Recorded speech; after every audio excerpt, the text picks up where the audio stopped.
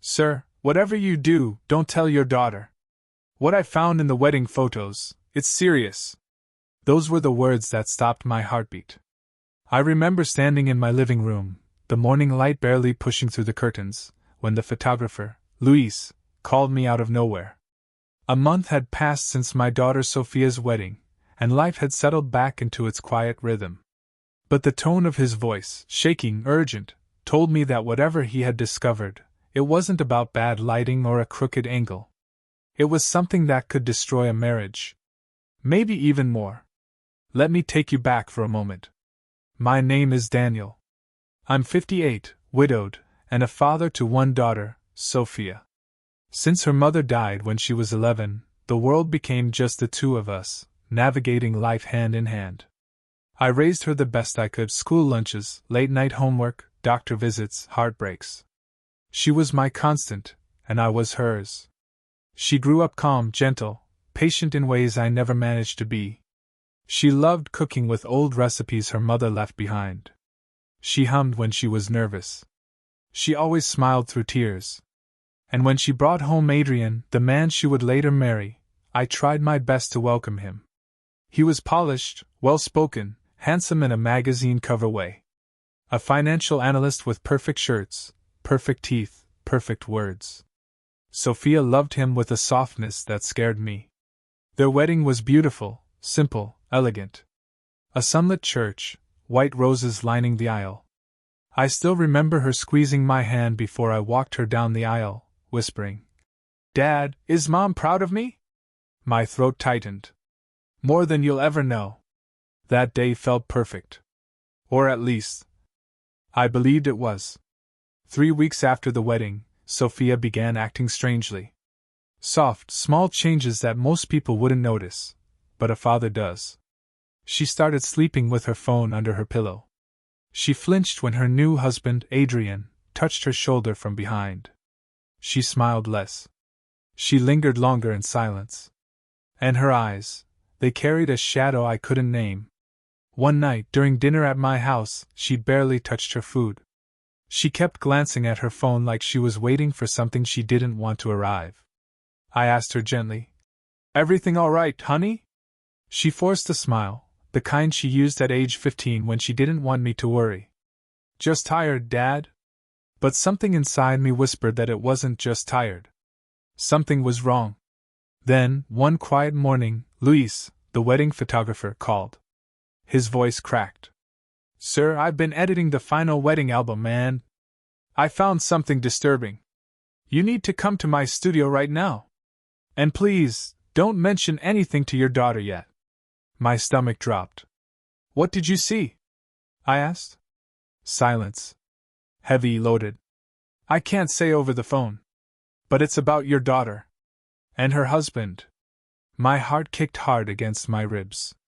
A coldness spread through my chest. "Luis, tell me." I think Adrian wasn't faithful. I captured something in the background of several photos that. Sir, you just need to come." My throat tightened with fear and anger. Sofia had trusted that man with her life. With her future. Luis added one last line before hanging up. "I think your daughter was hurt, and she doesn't even know it." I grabbed my keys with shaking hands. My legs felt weak as I walked out the door. Because deep inside I already knew. This wasn't just about a mistake. This was about betrayal, one that had been happening in front of us all along. Luis was pacing outside his small studio when I arrived. His hands trembled as he unlocked the door. "Sir? I'm so sorry," he whispered. He guided me to his computer, clicked open a folder labeled Wedding Final Edits, and pulled up a photo, Sofia and Adrian standing at the altar, smiling. Beautiful.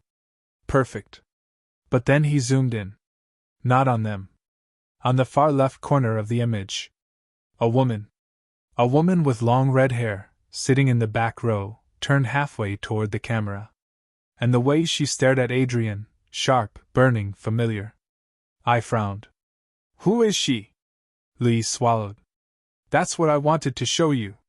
He clicked to the next photo. Another zoom. The same woman. This time standing outside the church, near the reception cars, leaning close to Adrian with her hand on his arm. He wasn't smiling, but he wasn't pushing her away either. My stomach tightened.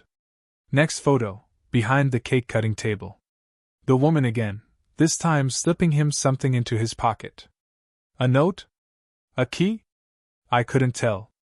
Then Luis opened the final one. A shot of Sofia hugging her mother-in-law. But in the background, half hidden behind a pillar, Adrian and the red-haired woman were kissing. A small, quick kiss. Not dramatic. Not passionate. But real. And intimate. My breath left my body. That was on my daughter's wedding day," I whispered. Luis nodded, eyes shining with guilt. "I'm sorry, sir. I almost missed it. She appears in at least 12 photos. Always near him." I stared at the screen. My hands were ice cold. Sofia, my gentle, hopeful daughter, started her marriage in a lie she didn't even know existed. My voice cracked. "Who is this woman?" Luis sighed. "I did some checking. She has photos with Adrian on her social media. Many. They look close." I closed my eyes. A deep, heavy pain settled in my chest. My daughter had married a man who had another woman standing inside the church, hidden in plain sight. I drove straight to Sofia's house.